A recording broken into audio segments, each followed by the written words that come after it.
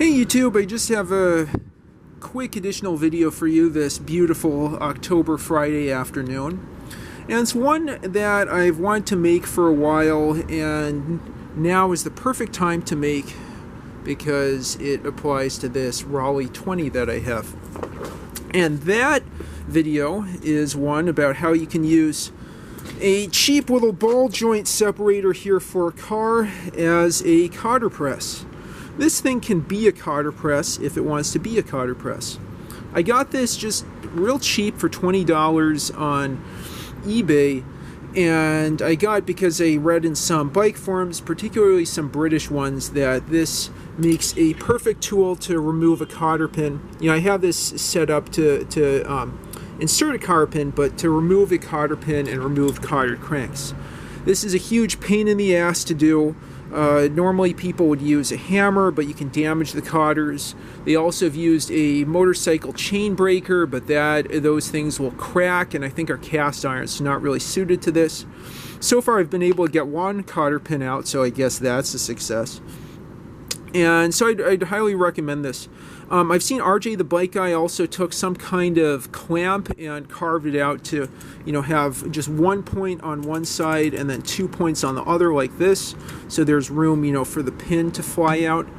But that takes a drill press and a lot of work, and I don't have a workshop with those kinds of tools.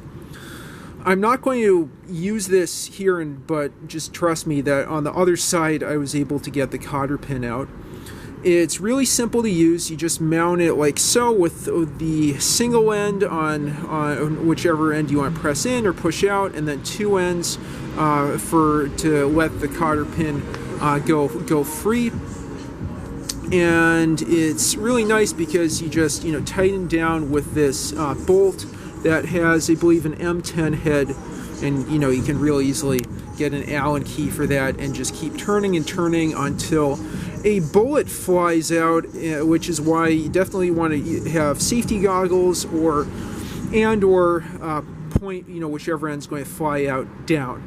Right now, again, this is set up to push the pin in. That's another good thing about this. You can use this to get the pin mounted, but I you know, primarily plan to use it to push cotter pins out. And this is a relief because otherwise I'd have no idea how to easily take out the card crank and then repack the bottom bracket.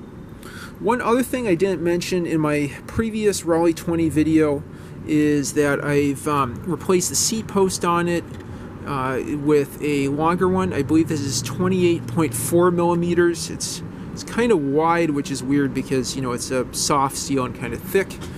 And it has a sprung brook saddle back there with mattress springs.